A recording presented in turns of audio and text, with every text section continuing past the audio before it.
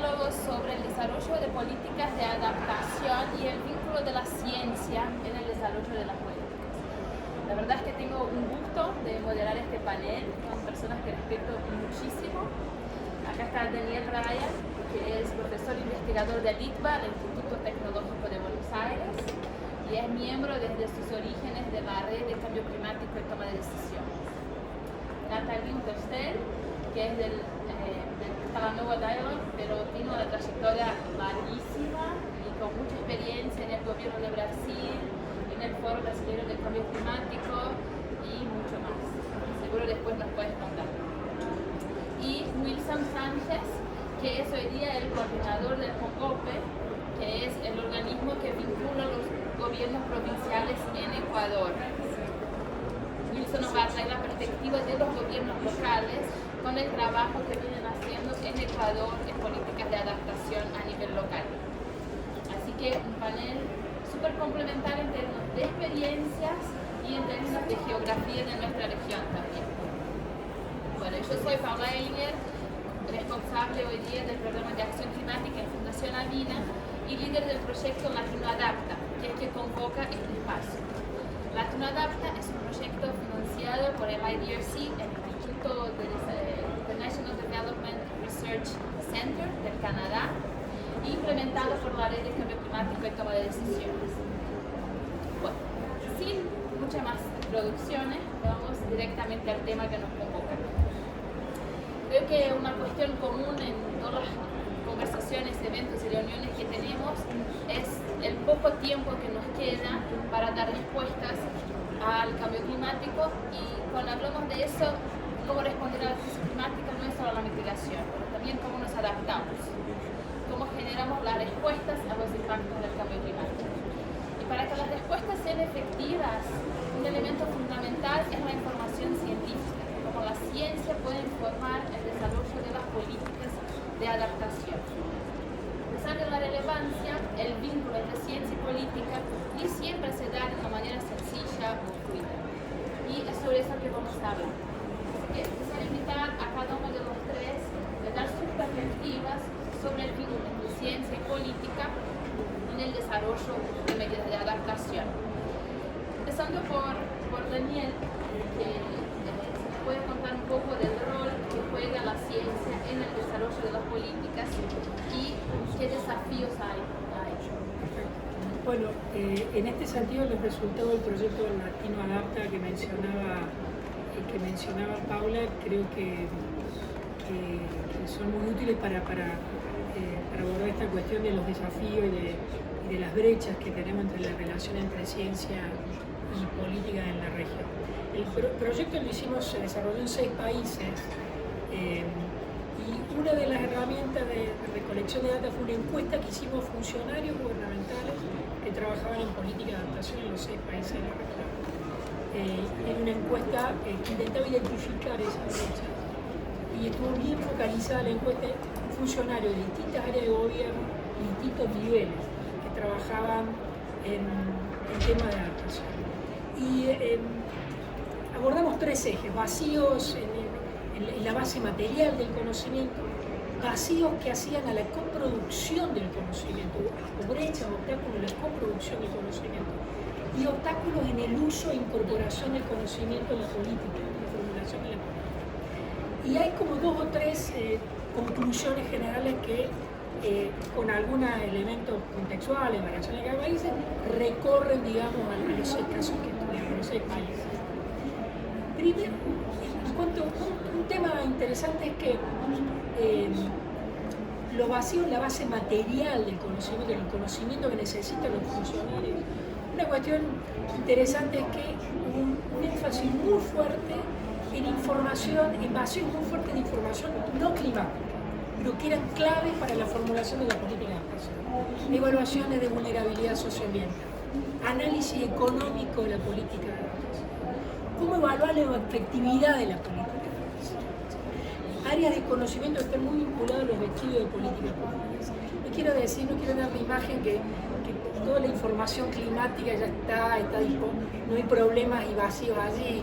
También también hay sus dificultades, pero lo que decía es que era muy relevante y llamaba la atención los niveles de respuesta altísimos de los funcionarios públicos en relación a estos elementos que eran clave para el debate, el proceso de negociación y formulación del que hacia el uso e incorporación de la información que ya está disponible. Hubo dos elementos que llamaron mucho la atención de los resultados de los trabajos. Uno es que, desde la perspectiva de los funcionarios, por eso es interesante también su experiencia particular al respecto, ¿no? Pero desde la perspectiva de los funcionarios, una dificultad clave es el nivel de fragmentación que hay de la información disponible, ¿no?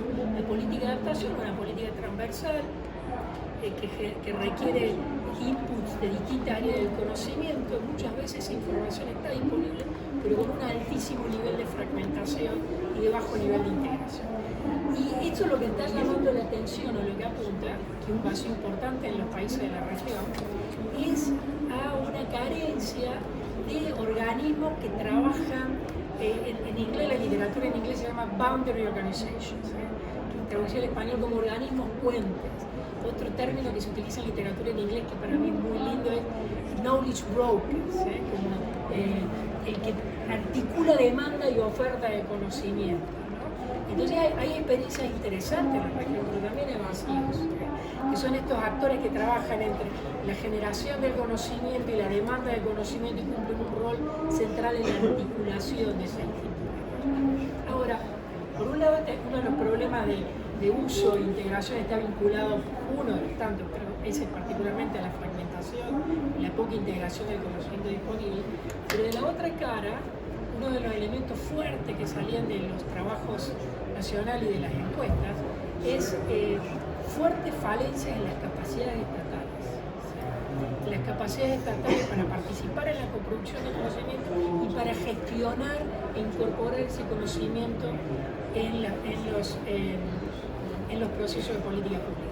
Y esa falencia, esas debilidades de capacidades estatales eran mucho más visibles, acuciantes, cuando se trataba de gobiernos subnacionales.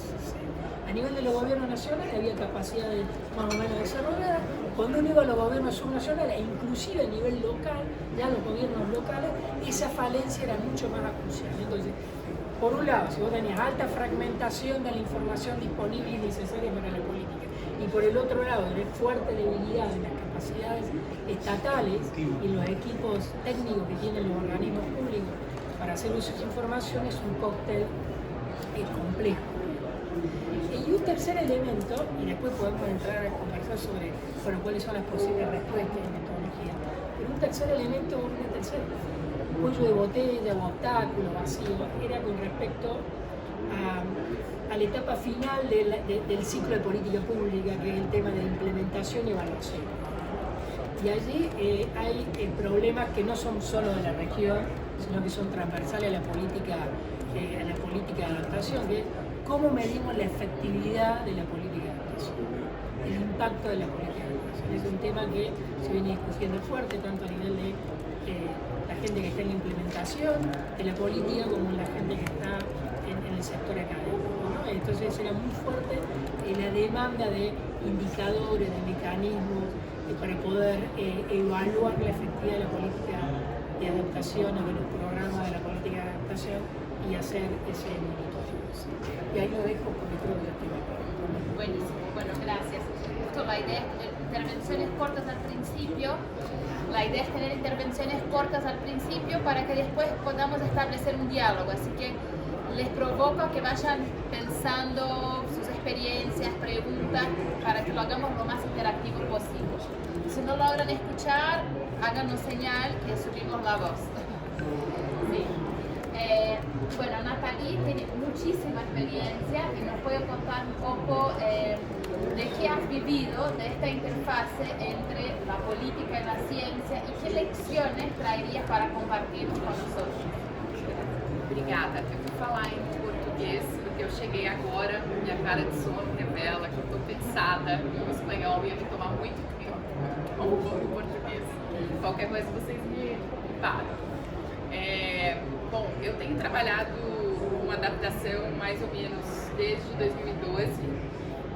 no Brasil, nos Estados Unidos, em Moçambique, e eu queria contar um pouco a experiência de criar uma agenda, né, a primeira etapa do ciclo de política pública, que é criar uma agenda pública, né, de governo, enfim, do Brasil, que nós começamos mais ou menos em 2012, 2013.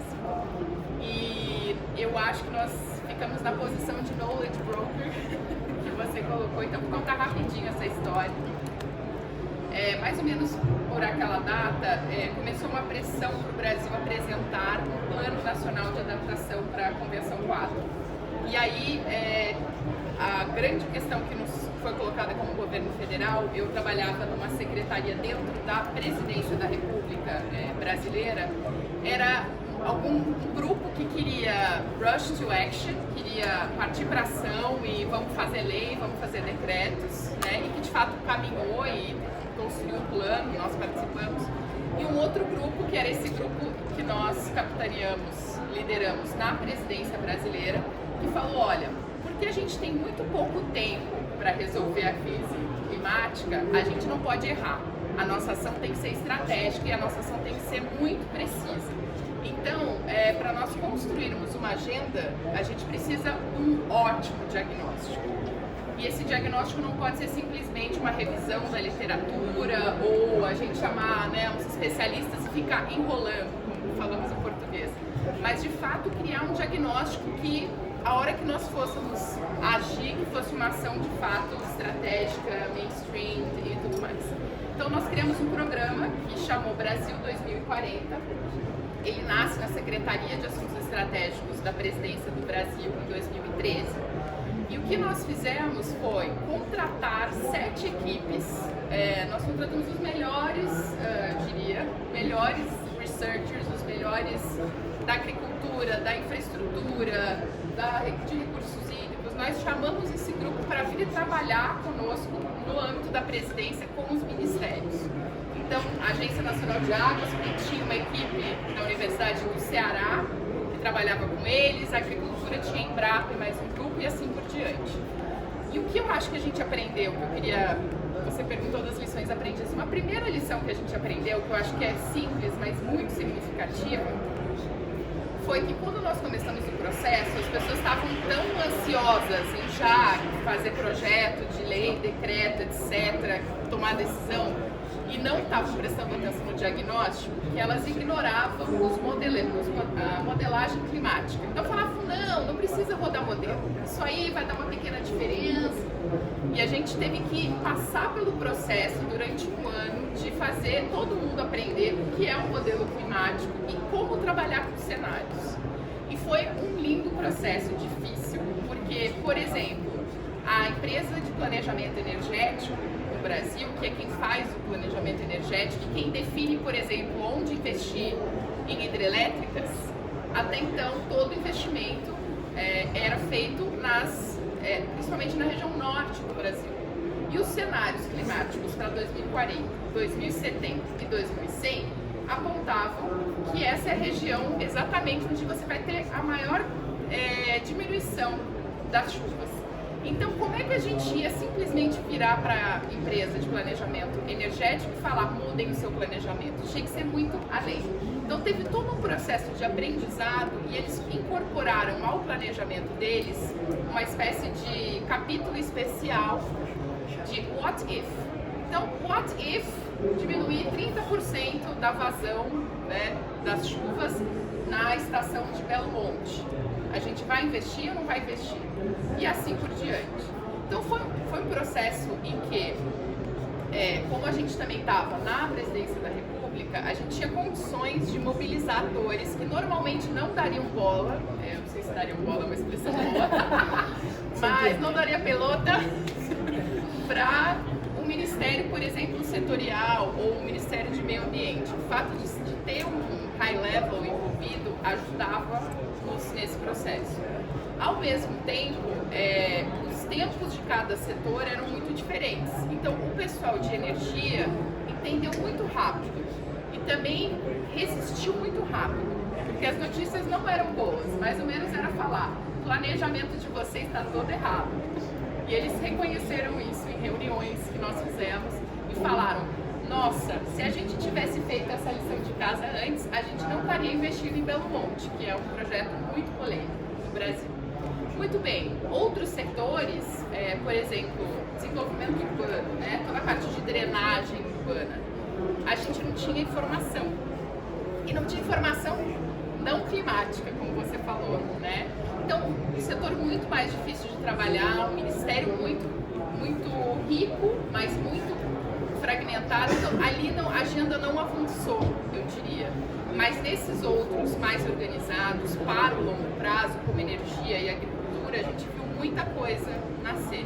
Então, eu acho que dessa experiência, que durou de 2013 a 2015, um último ponto que eu destacaria, que eu acho que é válido como lição aprendida para a região, foi também que a gente, tudo que foi gerado no âmbito desse programa, os cenários, nosso INPE, que é o Instituto Nacional de Pesquisas Espaciais, ele rodou 2 cenários regionalizados, novos, enfim, tinha muita informação dos dados climáticos. Tudo isso foi para uma plataforma que poderia cruzar com dados de outras políticas públicas. Isso começou também a fazer sentido, porque aí a pessoa poderia ver lá, uma hidrelétrica está nessa região que tem um dado aqui estranho, falando que vai chover muito menos, um cenário assim, um cenário assado.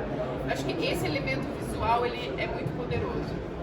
Sinto-lhes dizer que nós não tivemos continuidade. Na verdade, em 2015 teve uma decisão ministerial, presidencial, que trocou o ministro porque a gente era amigo do ministro. Esse projeto ele teve uma ruptura, então infelizmente a gente não teve uma continuidade, uma pena, teríamos aí quase 5 anos disso acontecendo. Mas a política pública, assim como ela tem um ponto de início, às vezes ela tem um ponto de extinção. Então a gente, para adaptação, também tem que lidar com isso. E como eu falei no início, só para fechar, Paula, no Brasil a gente teve 2 processos, esse do Brasil 2040 e o outro que era o Plano Nacional de Adaptação. Infelizmente, nenhum dos 2 sobreviveu.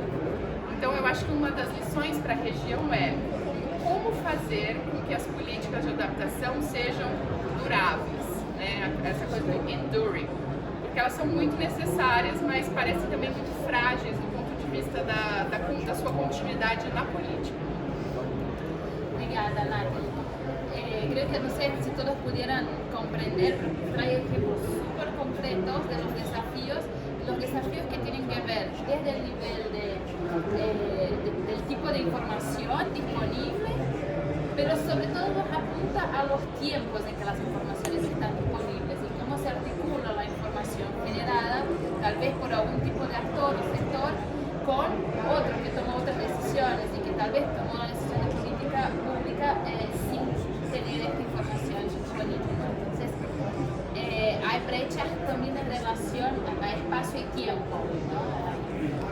Así que, y con eso, Wilson, si nos puedes compartir un poco de la experiencia del otro nivel, ¿cómo es eso de la toma de decisiones y la formulación de políticas de adaptación a un nivel local? Gracias, Paula. Primero que nada, quiero iniciar compartiendo de cómo está la estructura organizacional del Ecuador. Primero tenemos al Estado, luego tenemos un nivel provincial, un nivel municipal y un nivel parroquial, que es muy local. Todo el tema del cambio climático inicia con la nueva constitución que nosotros llevamos a cabo en el 2008, donde obliga a que el cambio climático sea una política de Estado. Entonces, a la vez que obligó al Estado en general, también obligó a los gobiernos nacionales. Entonces, a partir de 2015, se empezó a hablar de cómo incorporar el cambio climático en la planificación territorial. Entonces, nosotros nos preguntamos cómo lo incorporamos si no disponemos de información. Entonces, realmente fue un problema, una brecha que para incorporar el enfoque de cambio climático en la planificación local no disponíamos de información. Entonces, a partir de ello, nosotros buscamos negociaciones y logramos captar recursos de la Unión Europea. Y con este recurso de aproximadamente $1 millón, logramos implementar un proyecto de políticas públicas locales de adaptación y mitigación al cambio climático. el objetivo del proyecto fue generar diagnósticos provinciales de cambio climático que finalmente arrojó en un análisis de vulnerabilidad, un análisis de riesgo climático a nivel provincial. Esto se está en la actualidad finalizando el proyecto en sí. Ya tenemos la información diagnóstico provincial. Lo que estamos en este momento es diseñando estrategias provinciales de acuerdo a las problemáticas que hemos identificado como resultado del diagnóstico. Y también estamos tratando de vincular ya el enfoque de cambio climático en la planificación territorial, una vez que hemos generado y hemos obtenido la información. Entonces, uno de los desafíos y uno de lo que encontramos en el camino fue que los gobiernos locales no tienen suficientes recursos económicos para desarrollar estudios de vulnerabilidad o estudios vinculados al tema de cambio climático. Si bien el Estado Nacional realiza algunos estudios, pero solamente se enfoca en una región o en una localidad, en una provincia o un municipio. Entonces lo que nosotros hicimos son estudios para las 23 provincias de la región. Otro de los desafíos que también nosotros vimos en el camino fue que a pesar de no tener el presupuesto para generar información, también, bueno, en el país, y podría ser también en la región, muchos de estos estudios aún lo impulsan desde consultorías o desde un equipo muy formado, lo que dificulta también de que el fortalecimiento de capacidades o la generación de conocimiento lo deje instalado en una institución, sobre todo a nivel local.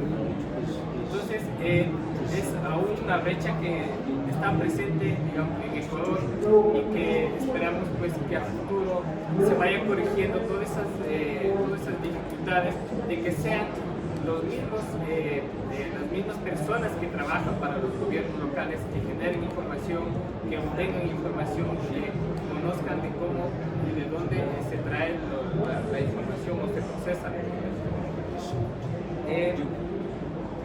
Entonces, con esta información, con las estrategias provinciales de cambio climático, realmente ha sido uno de los proyectos emblema a nivel del Ecuador, sobre todo a nivel nacional.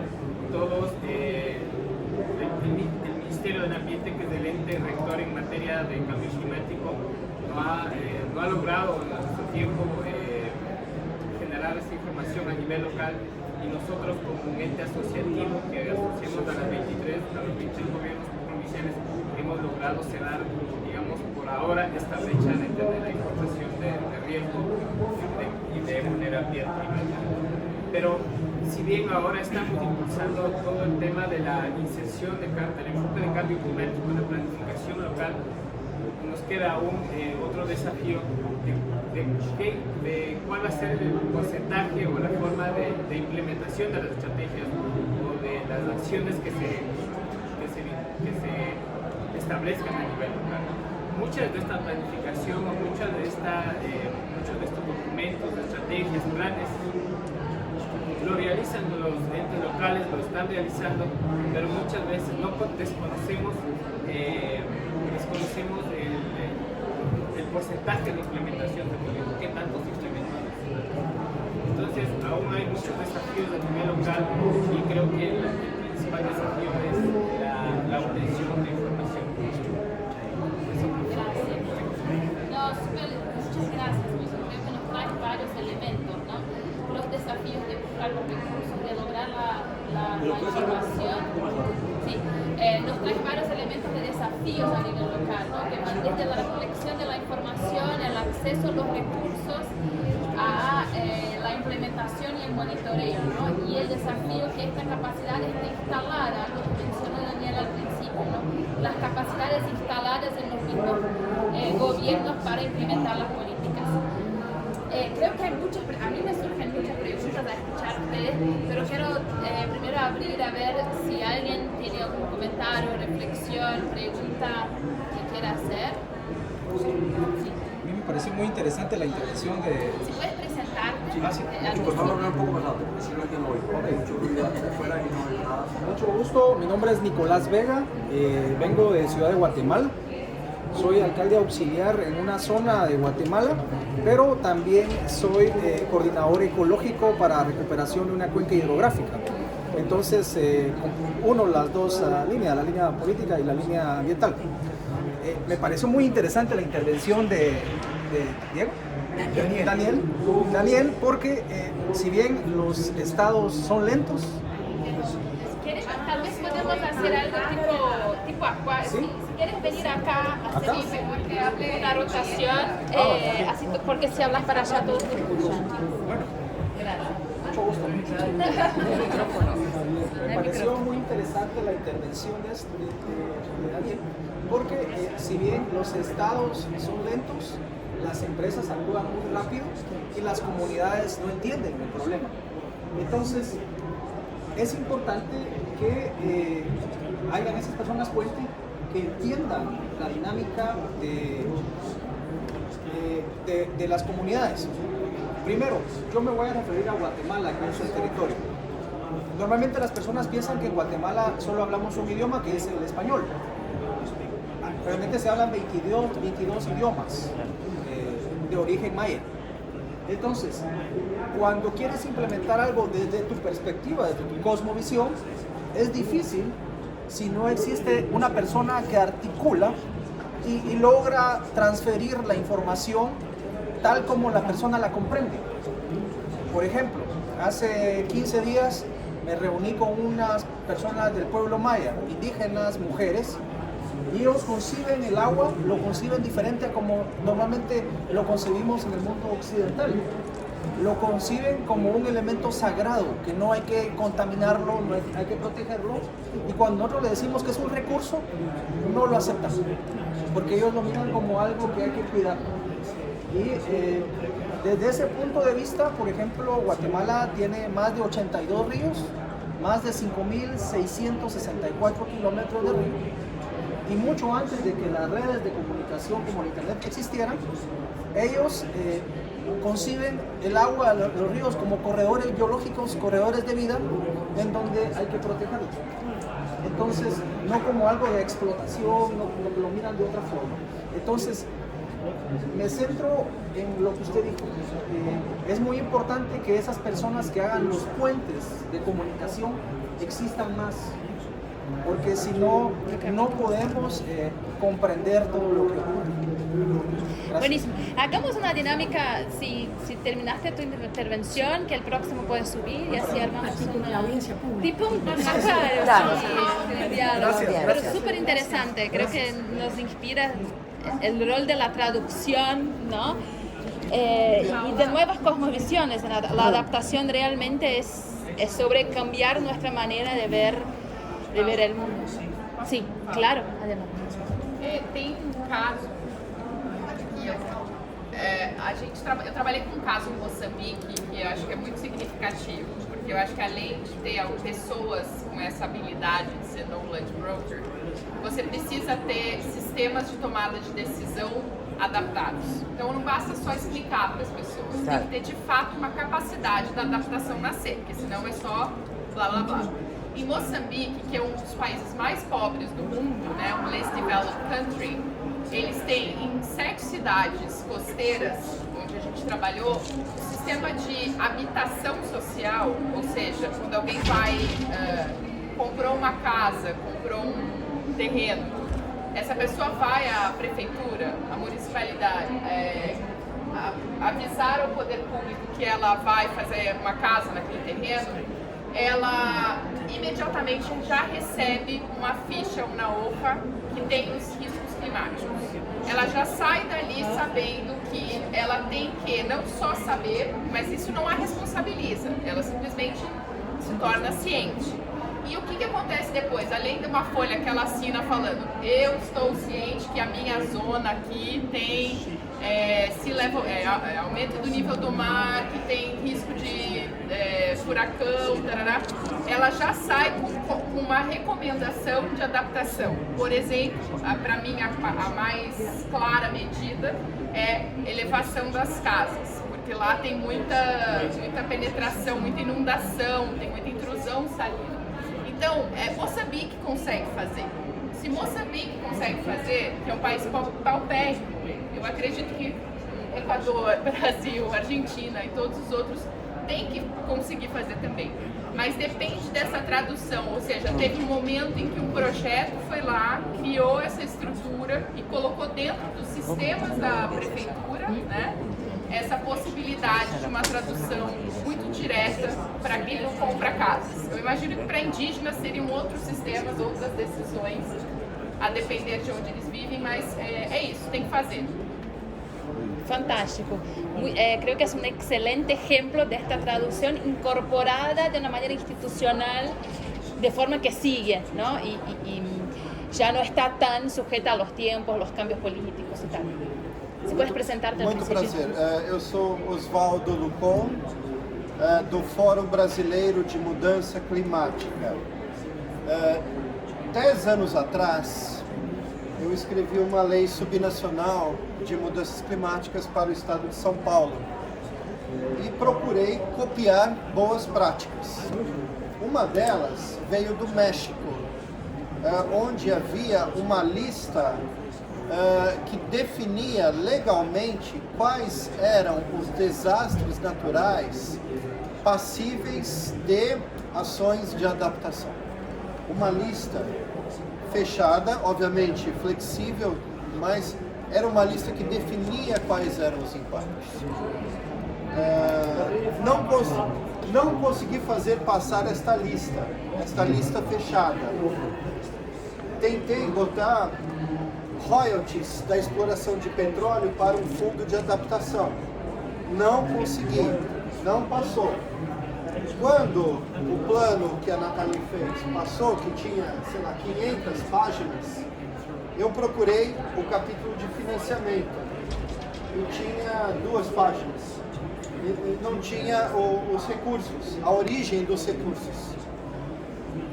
E comecei a perceber que há um incentivo em não regulamentar a adaptação. Porque quando há um desastre natural, se decreta emergência e se faz obras públicas sem concorrência, sem licitação. Isso é extremamente perverso para políticas de adaptação.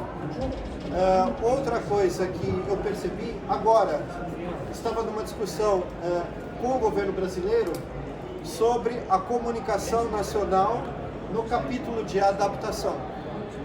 E os nossos cientistas no Brasil não queriam atribuir a uma comunicação para a Convenção do Clima a casualidade do aquecimento global nos impactos. Então os impactos ficam parecendo atos de Deus. Falei, tudo bem, o rigor científico é respeitado, mas eu não sei se todos os países vão adotar o mesmo critério, porque se um país adota um critério de alocar isso ao aquecimento global, ele já sai em vantagem numa discussão de loss and damage, de perdas e danos. E o país que seguiu o rigor científico perde ao não adotar esse posicionamento.